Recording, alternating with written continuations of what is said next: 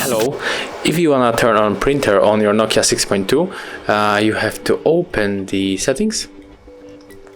Now click on the connected devices, connection preferences, and as you can see there is printing.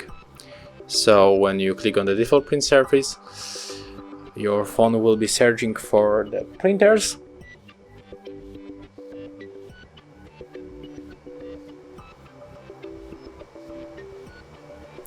But as you can see, currently in our office there is no available printer, so we cannot find any, but we can also add service. So for example, if you are using Brother printer, you have to download this plugin from the Google Play Store and everything will work well. So thank you for the watching, leave likes, subscriptions and comments below.